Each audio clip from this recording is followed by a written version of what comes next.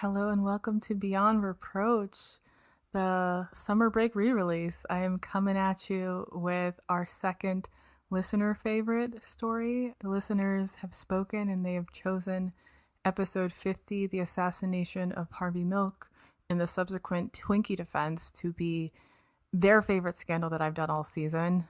I loved researching and telling this story. It is so fucking messy and just outrageous how the trial really unfolded. I think this story, when I first looked at it, I really thought against it. I thought that, okay, I already know the situation. Milk in the Twinkie Defense, it's kind of just in the culture as this really fucked up ruling. But I had no clue all the varied intersections that would come into play in this one scandal at the late 70s, and how the mayor was killed as well, and he was doing a lot of really progressive things. It is such a tragedy. I feel like the Twinkie Defense, it's this gross punchline, but the scandal itself is so much deeper, and I really love that everyone has connected with it. San Francisco is a great city. It's a city of contrasts, and a city that still has a lot of issues, and a lot of them started, or at least were exacerbated with this double homicide assassination that took place. So it's a scandal. It's a really, really good scandal that feels extremely relevant right now. During the episode, I talked about Anita Bryant and just the whole wave of anti-gay propaganda and witch huntery that was happening at that time, and how it is back here with us. It's what happens when we don't learn our history, right? It comes back and, kicks us in the throat sometimes. But it's still, we had a lot of fun talking about this scandal, and I'm excited to re-air it for those who missed it. So yeah, enjoy. When I was a kid at school learning the golden rule, teacher often used to say, if you don't tell a lie, there's not a reason why you can't be like Washington someday. How could Washington be a married man and never, never tell a lie? This story, it intersects a lot of things. There's a lot of layers, a lot of moving parts. So I'm just jumping right in. Go for it. Yes, please. So my scandal this episode is the assassination of Harvey Milk in the subsequent Twinkie Defense. Oh my God. Right? Woo! So Harvey Milk, for those who don't know, was a very charismatic gay activist who was assassinated a year after his election to the San Francisco Board of Supervisors. Milk became a city official to bring about positive changes in his community. He said, "I finally reached the point where I knew I had to become involved or shut up." Yeah. And unfortunately, he would be permanently shut up by one of his ain't shit colleagues. Trashy. So let us raise our glasses. Yes, please. To one of the many examples of straight white men getting away with literal murders, plural, using defenses that would have been laughed out of court if used by anyone else. Yeah, absolutely. Cheers. Oh my God, cheers. Oh, I hope Harvey would be happy to have a margarita with us. I think he would be. Yeah, he totally would have. He was such a fun person and such a multifaceted human. Yeah. He loved the theater. Most of the listeners probably have heard of him at least and maybe have seen the movie. Yeah, so for that reason, I thought a lot of people already knew at least a little bit about him. Yeah. So I don't really talk very deeply about his life. Yeah, that's fair. But yeah, I'm going to put some references in the show notes of things that you should watch if you've not watched already. But yeah, I'm just going to jump right in. So Perfect. San Francisco today is a city of contrasts. The gap between rich and poor widens fucking every day. It's a city that has outrageous rents. Yeah. Rents that make New York look affordable. Yeah, yeah. Which is upsetting. The property value is sky high, and it's led to this huge unhoused population in a city that touts its progressive chops. Totally. So it's a bit of a head scratcher, but most of the foundation for its current state was laid in the late 1970s by some of the people in this scandal. Oh, wow. Okay. Yeah. So San Francisco back then, like most cities, was majority white, mostly like generations upon generations, Irish and Italian mostly. But there's always been indigenous, Mexican, Asian, black people in the mix as well. Yeah. By the mid 60s, young white hippies were starting to flood in. Sure. This Yeah. is like, flower power, like. Haight-Ashbury. So a few years after they start flooding in, the LGBTQ plus folks, they start rolling in really big numbers. Minorities of all kind during this time were pushing for change. This was the era of like Black Panthers. There's a lot of Native American activism happening in San Francisco at this time. Also in the mix were a bunch of weird cults. Really? Yeah, doing their weird cult thing.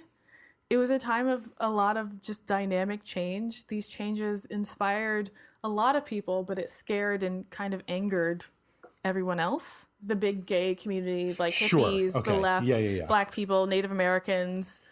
Yeah. Yes, they're just please like, give me all of that. yeah.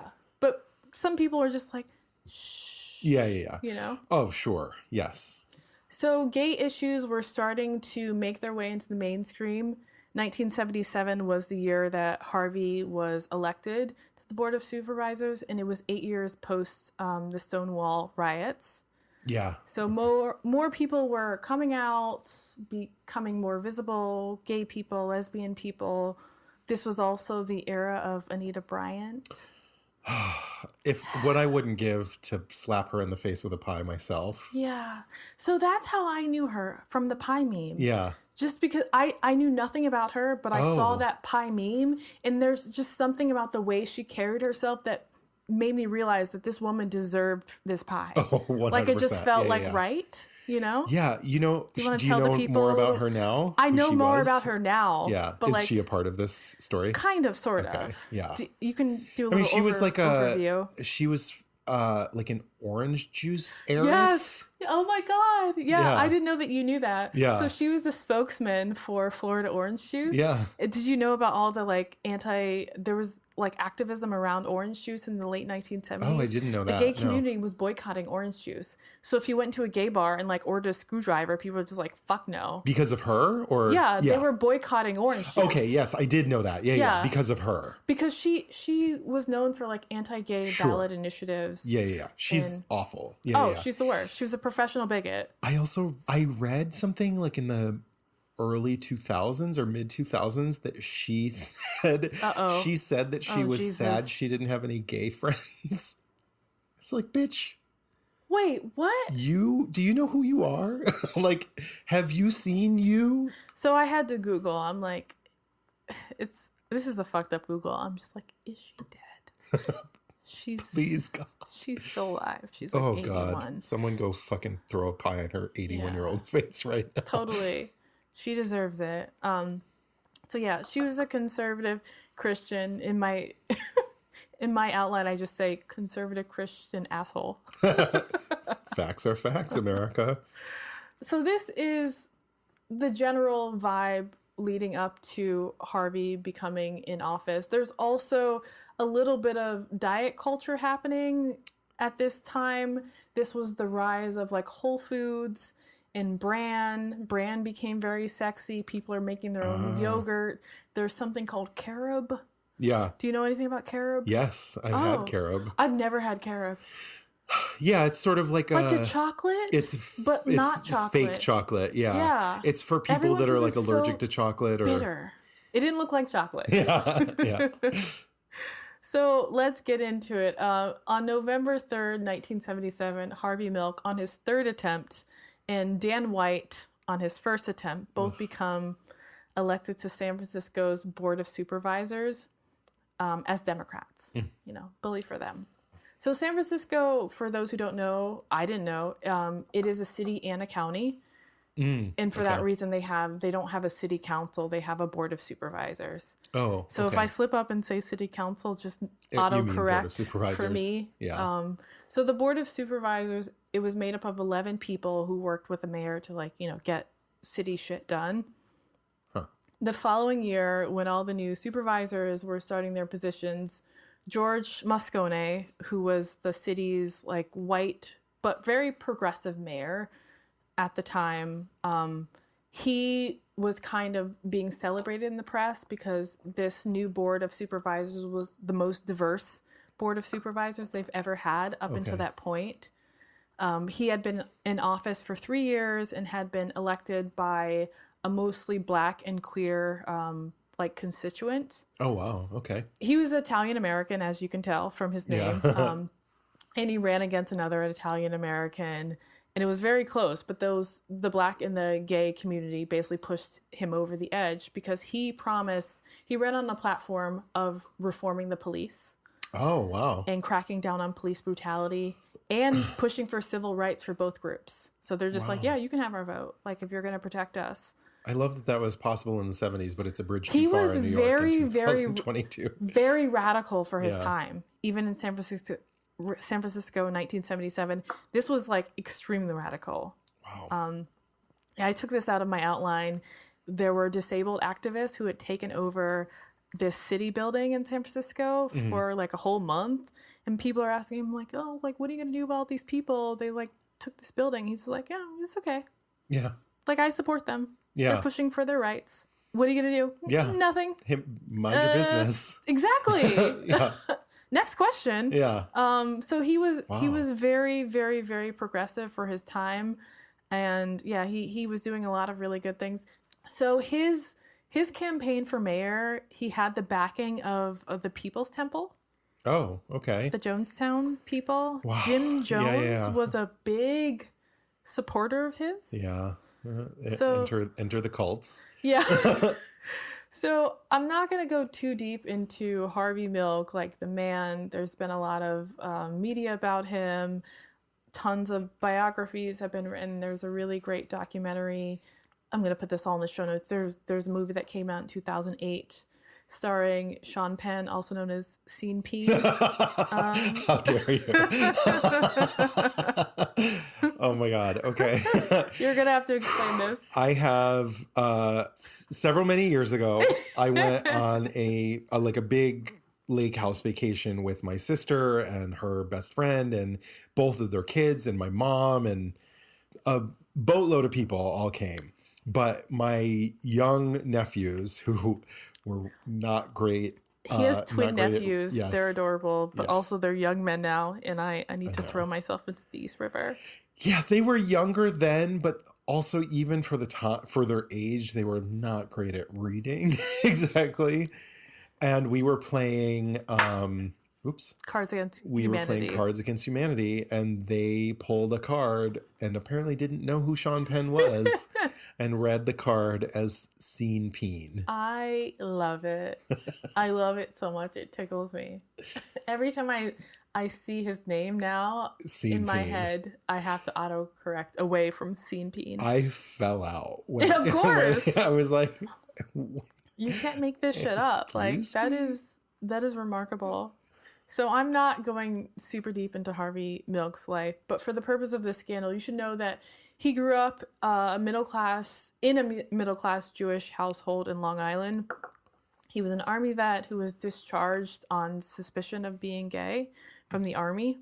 He was a Republican for most of his life. Not many people know that. He even campaigned for Barry Goldwater against LBJ's Great Society.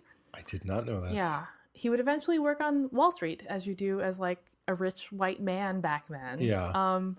But his politics start to change in his late 30s. Okay. He starts hanging out with theater people, like counterculture people. He meets some gay activists.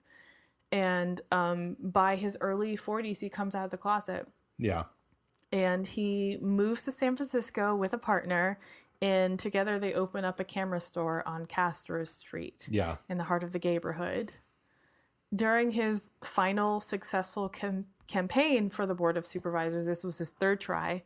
Every try, he got more and more to the left, which is great. Oh, I love that that's what it took for him to get elected, to go further left. He came in as a very conservative gay. Yeah, yeah. Even though he was out, the gay people there were just like, who the fuck are you? And like, you're not us. Yeah, yeah. So he had to move. I mean, it's great that he got there. Yeah. I'll say that. He was living a lie. Yeah, He was trying to be a straight white man. And 2022. But also in New York, he was trying to do this. But Yeah. it was back then, and it wasn't safe. And the police were really violent. No, towards gay totally. people That's back then. in So there was a reason 2022, the like self-loathing gaze is real. Like there's so much internalized homophobia and hatred that's like still alive and well today. So I can't even imagine what it could have been like for somebody who was a fully grown adult man in the 70s. Fully grown, yeah. Like, I think he came out when he was 41 or 42. In his, like, late 40s, he was so himself. And it was just it's great that he to finally see. got to do that. Because I'm sure being a 20-year-old man in the 50s in America... Yeah. Bad. Like, at the height of the lavender scare and, you know, conform or get the fuck out. Yeah. I mean, he was kicked out of the army. Yeah, exactly. Based on suspicion. Yeah. In his campaign, he was pushing for gay rights, obviously, but he also supported affordable childcare, free public transportation, the development of a civilian review board for the police.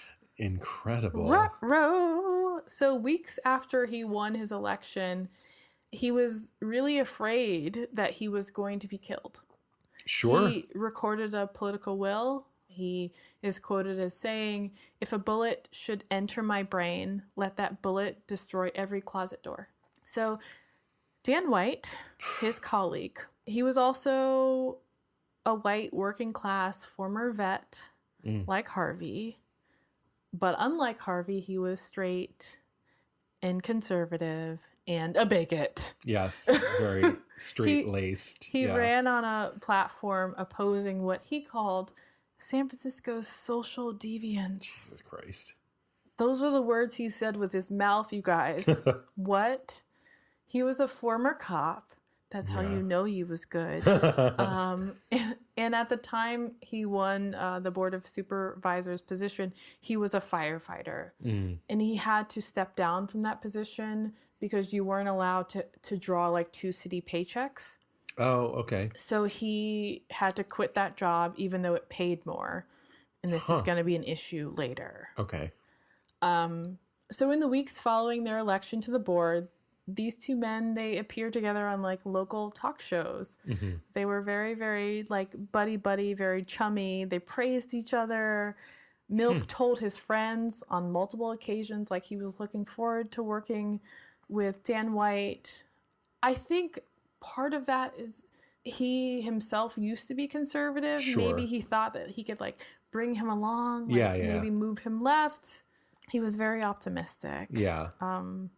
In the beginning, these 3 men, meaning like Dan White, Harvey Milk, and George Moscone, the mayor, they work really, really well together. Harvey went to Dan's kid's baptism. They're becoming like friendly, not friends, but like, you know, they're doing that colleague thing. Sure, yeah. So at their first board meeting in January, Milk proposed this comprehensive ban on discrimination against gay people in San Francisco. And everyone on the board is made up of 11 people. Everyone is kind of like, they receive this very well. Everyone's kind of like, yeah, let's talk more about this. Let's develop it. Yeah. This sounds really, really good, obviously. So in April is when things kind of hit the fan. This is when tensions start to rise between Dan and Harvey. They clashed over a mental health facility that was proposed for Dan White's neighborhood. Harvey supported it. Yeah. Dan is just like, fuck no. Not in my neighborhood. Not in my neighborhood. And just like that, they were enemies. Wow. And that's all it takes. Dan would vote against Harvey at every single opportunity he had.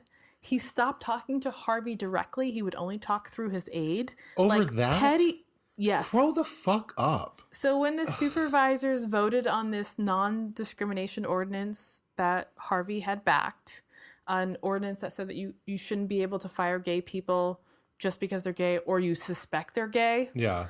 Dan White was the only opposing vote out of 11 people. But was into it before. Yeah. Before this proposed mental health facility. Yeah. For children. Are for you children fucking run by kidding me? nuns. He didn't want it in his neighborhood. Juvenile. I cannot. I know. And then like suddenly, oh my God. Yeah. So this is why I did this story, because I'm like, everyone knows about the Twinkie Defense and like that it's bullshit. But like the details are like, your head is going to explode. Your head is going to explode. Like I've seen the movie, but I don't remember that detail. Or No. I don't know if they didn't discuss it or It didn't is like dwell on the it. details of this case are so maddening. So in addition to Dan White and all of his pettiness, there was fighting with just all of the progressive colleagues over real estate development. He was a YIMBY type. Do you know what YIMBY No, is? I have no idea. Yes, in my backyard. Oh, It's like the contrary to NIMBY. sure. He wanted more city development and more housing in San Francisco. Yeah, I mean, And this is where I agree with Dan with a caveat. okay. Because a lot of development is like luxury development, not like low income housing. Sure. And yes. in New York actually does it really well now. Most of their new housing is a mix of incomes.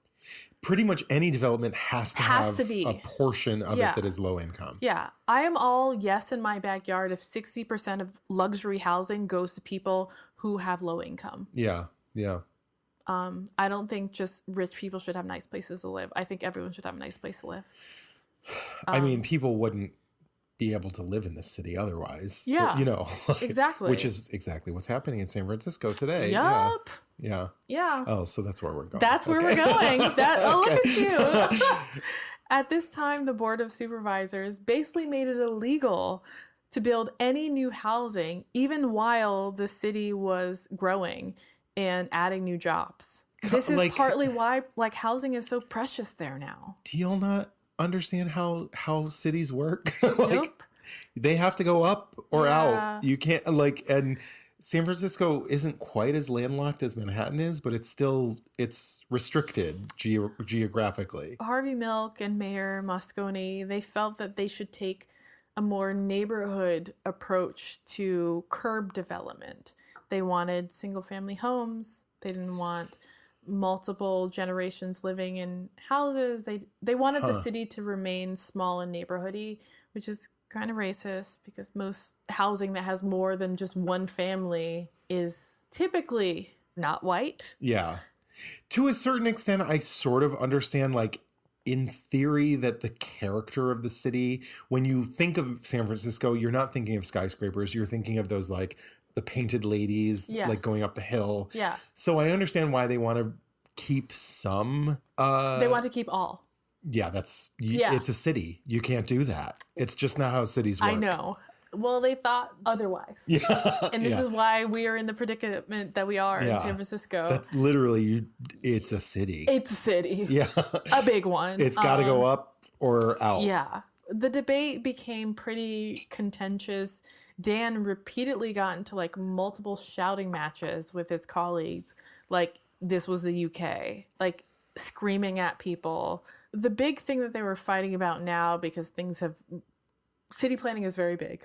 Sure. Real estate development is very big. But like the really, really big thing that Dan really supported was a proposal that would allow essentially anyone who owned real estate for 10 years to sell it without paying tax. What? That's idiotic. Outrageous. Without tax? Without any tax. Zero tax. Zero tax. Zero tax. So there's all this tension. So Dan, he feels like everyone hates him, his colleagues, like no one's listening to him because he's saying crazy shit and they're kind of laughing at him in a way. Nobody respects you because you're not acting like an adult. Yeah. Honey. So on November 10th, 1978, he decides that he's going to resign. Conflict resolution was What an not adult thing to do. a strength of his. He is. I quit. He's an ex-cop. Conflict Oh my resolution God. isn't what he does.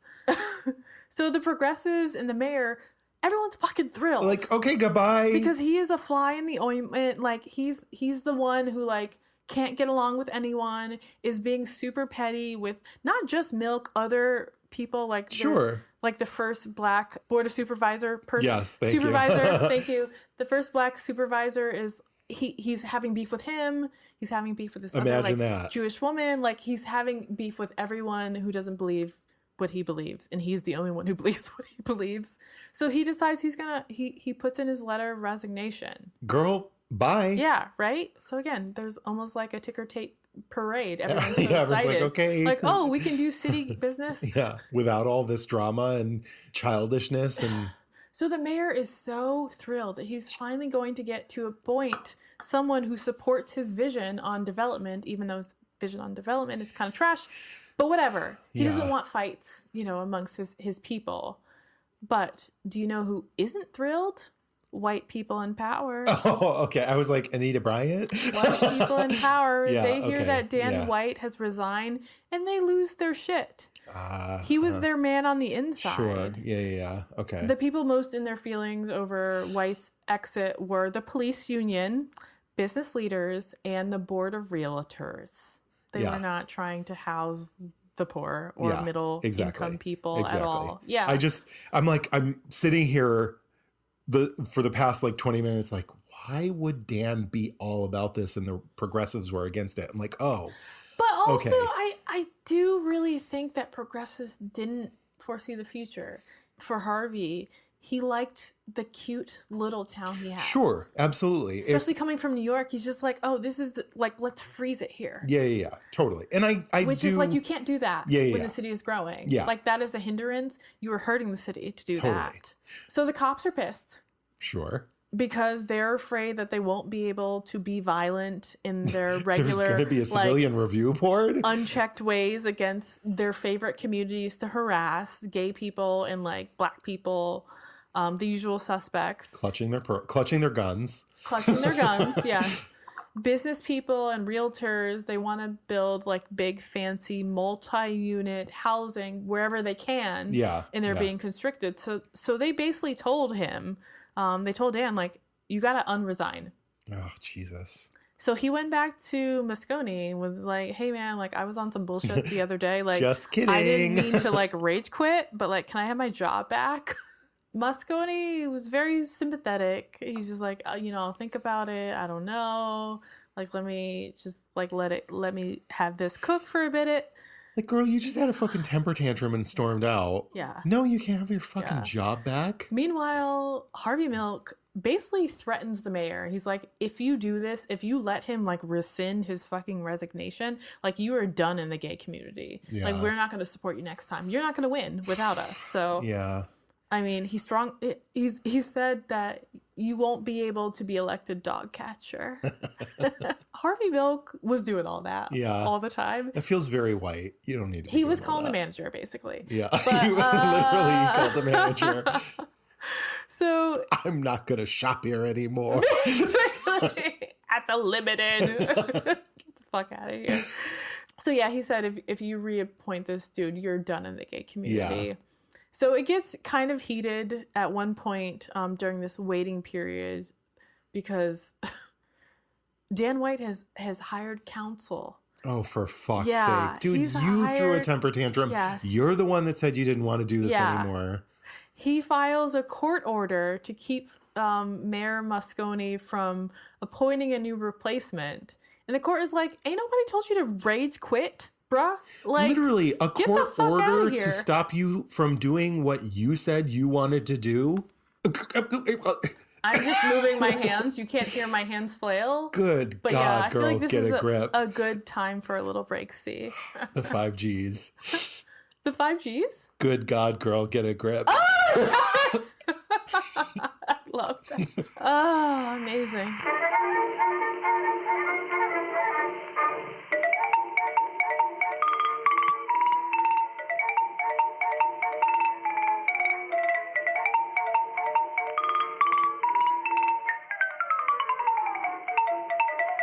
Welcome to #History. I'm Rachel. And I'm Leah. And if you're a history nerd, or even a history hater, this is the podcast for you. Even if history was your least favorite subject in school, we can guarantee you will like this podcast because we talk about all the things that your history textbooks did not. Things like how the Bonnie Prince Charles and his Jacobite uprising was was a bit of a disaster. Yeah, or how the pharaoh Akhenaten was so disliked by Egyptians that they literally purged his name from nearly all of their records and pretended like he had never existed.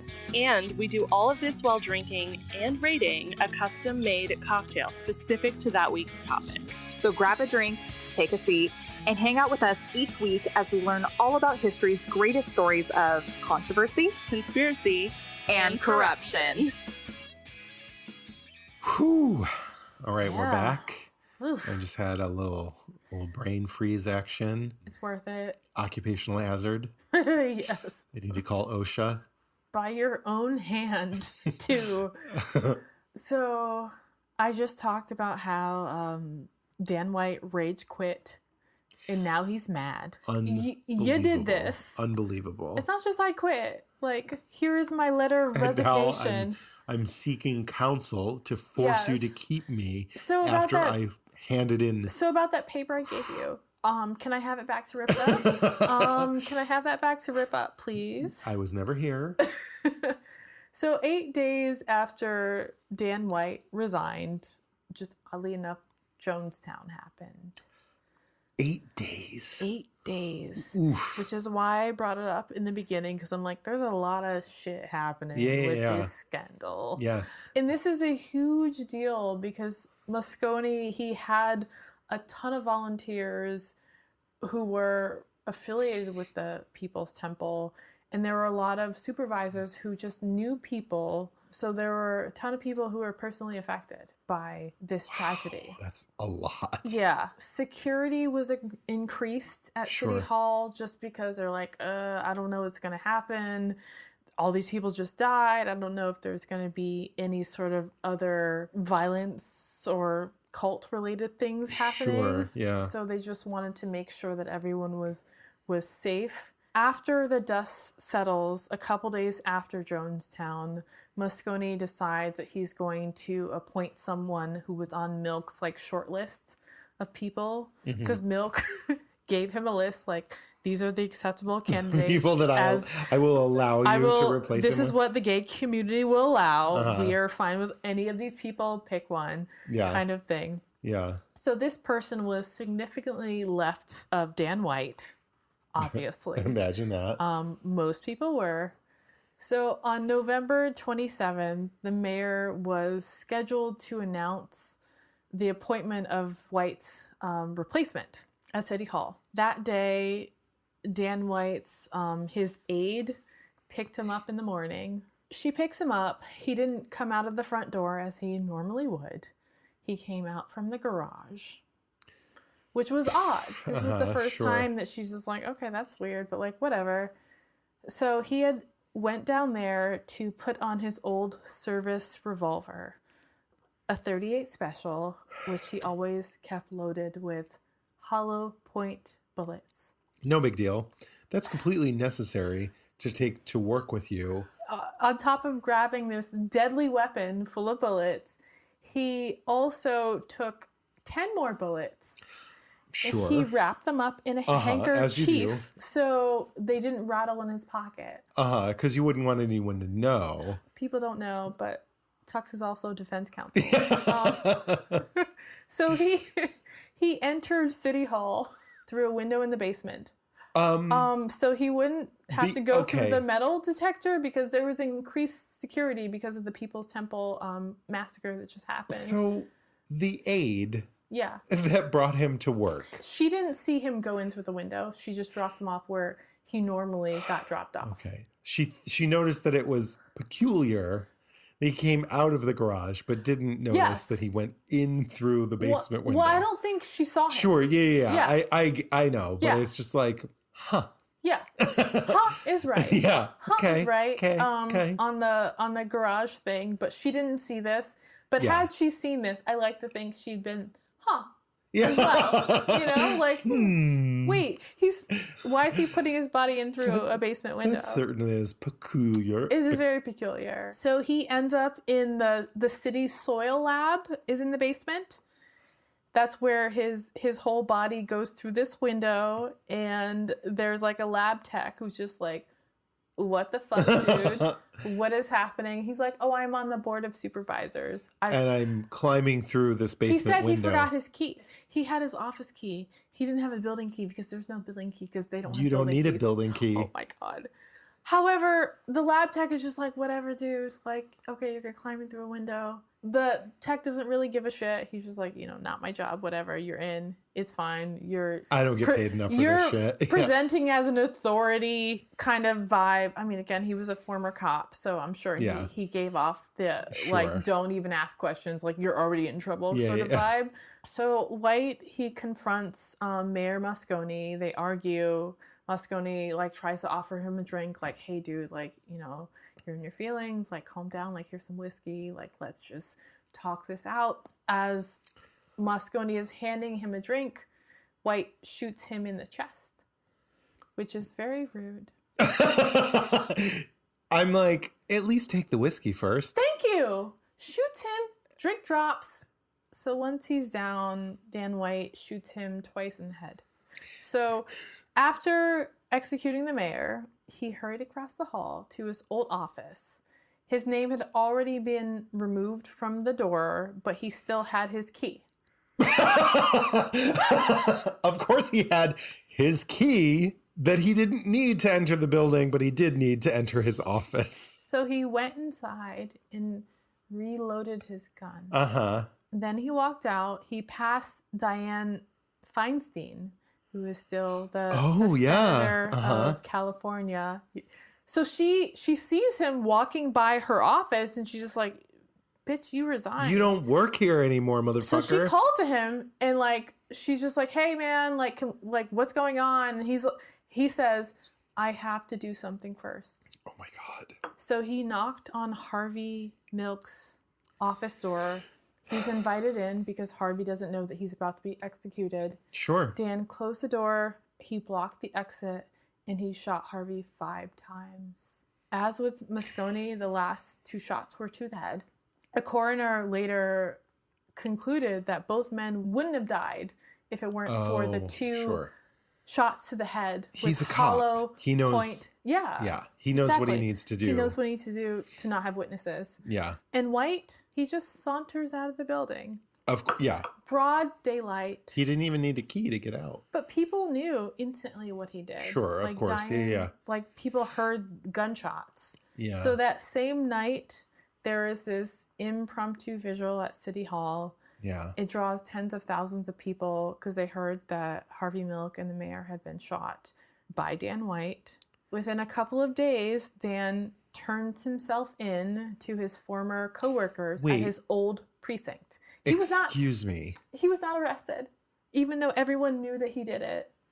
Every single person. This man murdered 2 people. A sitting mayor and his fellow supervisor. In City Hall. In City Hall. And he got to wait a couple days and turn himself in? He got to saunter out of the building. Dianne Feinstein, she found Harvey Milk's body, and there's like a press conference of her, and she's like kind of covered in his blood. And she's like, the chief suspect is Dan White. But days later, he turns himself in. He's not arrested. Unbelievable. When I was researching this story, I'm like, oh, I thought I knew, but I'm like, all the movies and even the documentary does not show you the trial. This is what happened. Like, he killed 2 people in cold blood. Everyone knew he did it, and they just kind of let it rock. Okay. He takes his sweet time. He goes to his old precinct. He finds his old partner, and he confesses. He confessed that he wanted to kill 2 more of his colleagues. He wanted to kill Willie Brown, the first black man on the board of supervisors, and he also wanted to kill Carol Ruth Silver, who was the first white Jewish woman who actually had been a freedom rider. He wanted to kill 4 people that day, and he only killed 2. Jesus Christ. And he said this aloud to his former colleague. So White, he's at the precinct. He's taken into custody because he turned himself in. Again, he was not arrested.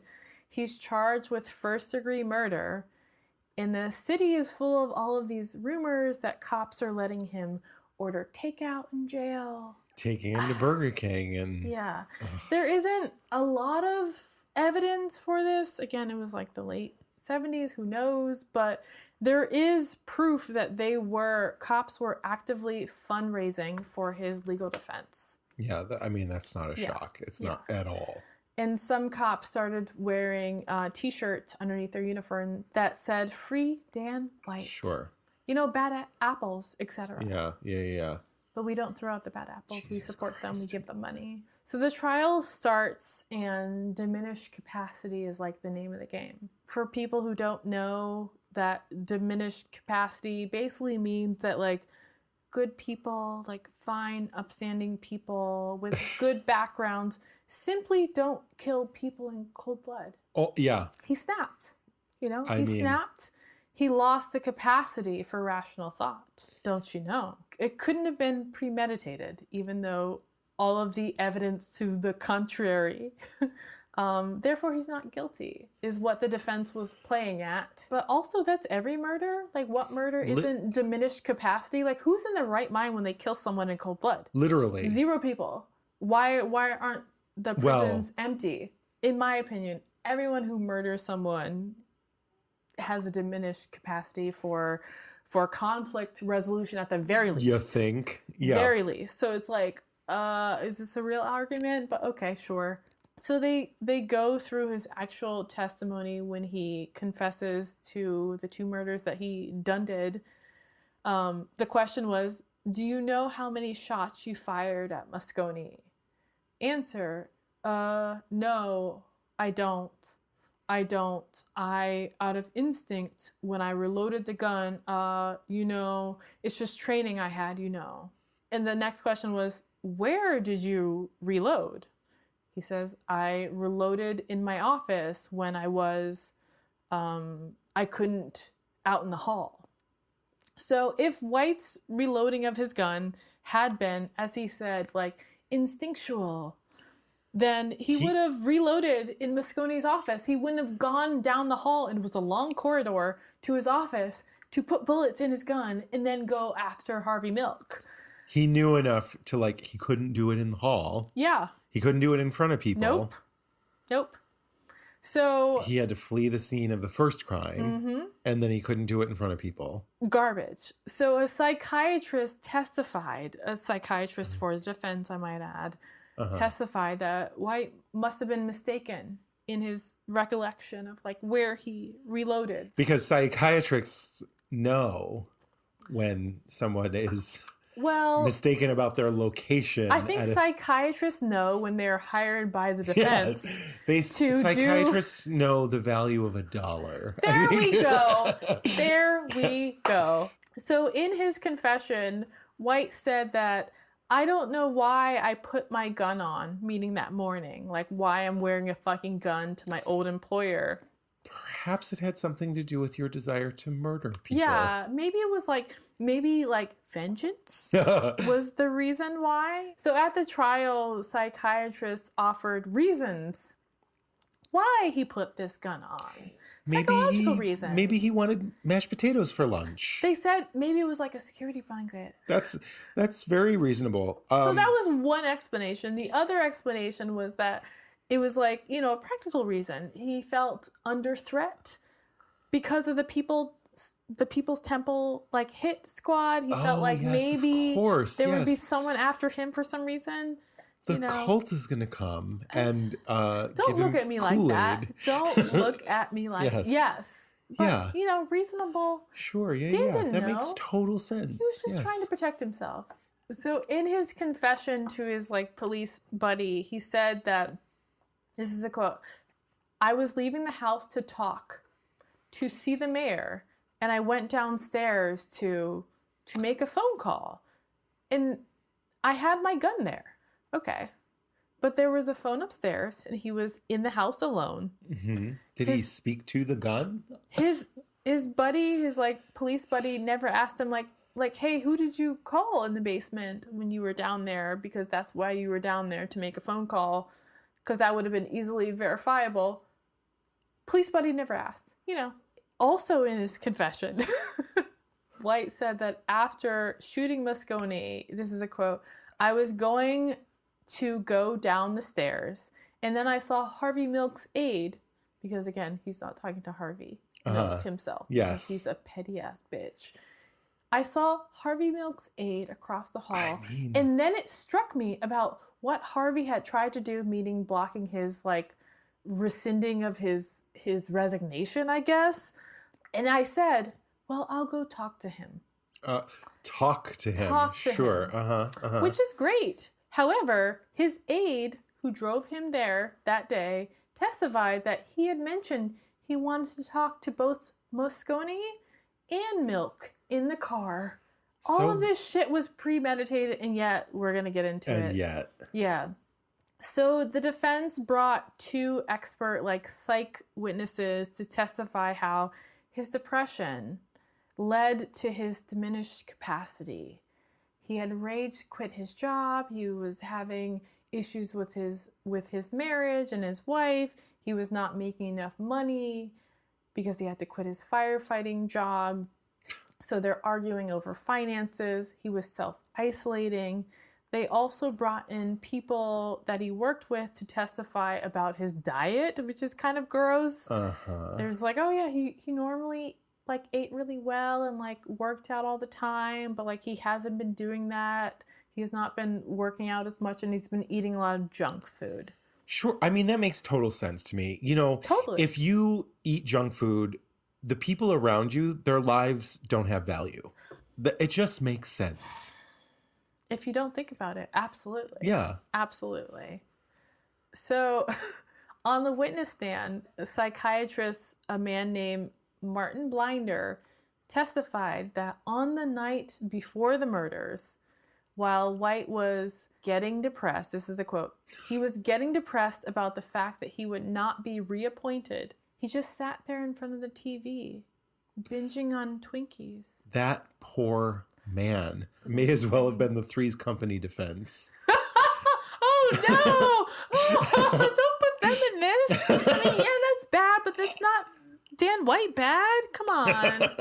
Come on. The San Francisco Chronicle reported that during the trial, no one except for this well-known satirist named Paul Krasner, like, played up this angle of, like, the Twinkies and, like, sugar. Yeah.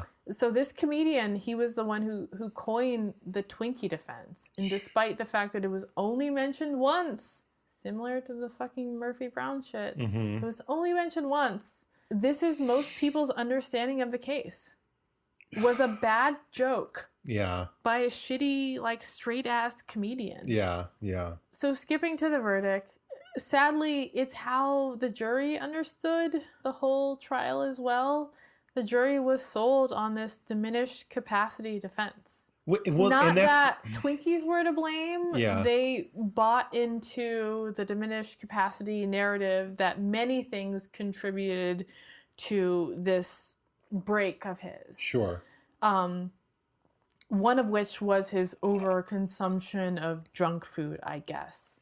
But isn't this every crime? Like, every crime is... Life challenges diminish your capacity to deal with your right to act right. They weren't trying to convince the jurors that he didn't do it. No. They're just trying to convince the jurors that...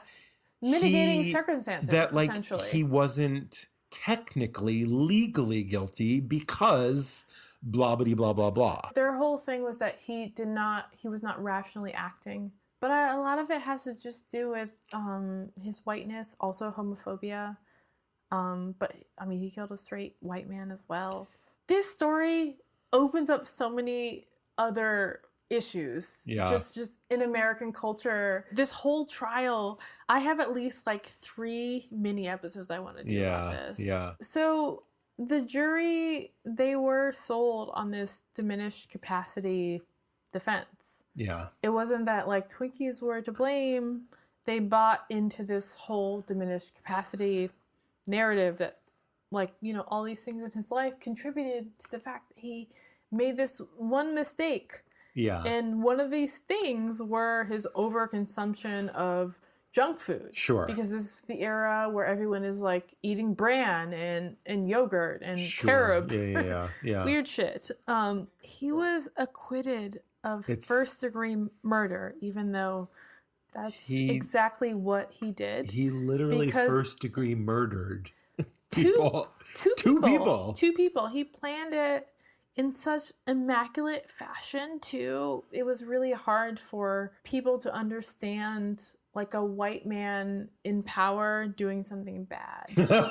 Yeah, sure. I love your laugh. Thank you for that. So he was acquitted of first-degree murder and convicted of voluntary manslaughter. He was sentenced to 7 years for the murder of 2 people, one of which was the mayor of the city that he resided in. If he were committed, or if he were convicted of voluntary resignation. How dare you? How dare you?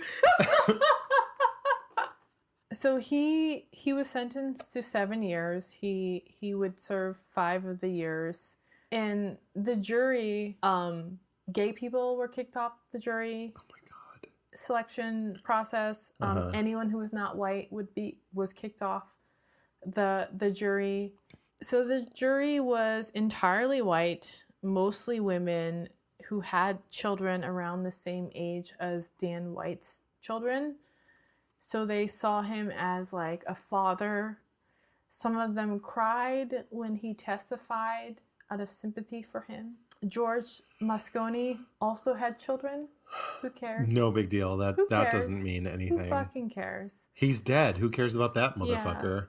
So the jury is It's in the past. Let it go. Super, super widely rejected by everyone, not just the gay community. Everyone is just like, this guy got off light. Again, I fucking hate the criminal justice system, but like everyone was like, this was not right. Yeah. This was a miscarriage of justice. Meanwhile, the cops are celebrating this victory. I mean, police radio channels played the song Danny Boy in honor of their former colleague who had just murdered 2 innocent people, one of which was their fucking mayor, but also bad apples, etc. So Dan White, he served 5 of the 7 years in state prison. He went home soon after his marriage dissolved. 18 months after he was released from prison, he committed suicide. Yeah. I don't have anything to say about that. I know. The main thing with the Twinkie Defense, air fucking quotes around Twinkie Defense, because this is not the real fucking defense. Yeah. It was not about Twinkies. Duh. It was about homophobia. It was about an aggrieved white man who formerly had power, who could not deal with conflict resolution. Yeah. That was the real story to me. But what really rubbed me the hardest was how violent crimes become this like situational thing when white people, white straight men are involved. Then we fall over backwards to make explanations about why they did the violent thing that they did. Yeah. And it fucking sucks that this story was boiled down to this defense of Twinkies when it's really about the fact that the first openly gay man was assassinated in broad daylight. And the person who killed him got off. Yeah. Very, very easily. What a mess. I know. The drinks are empty. Yeah. They been empty. Yeah. I guess we're done. We done. That's it. I'm over this. America's history is juicy. We just add tequila for the first time. Yeah. And it was great. Yes. It cushioned all of our sadness. Yes, exactly. Northern California sadness. Thank you so much for listening to Beyond Reproach. This has been Tux Lurzel. Stephanie Domingo. Signing off. Yes. Goodbye. Bye.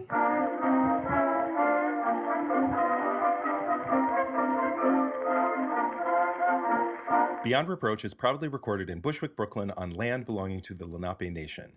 Please note that we are not historians. We're just a couple of drunks who never shut up and love history.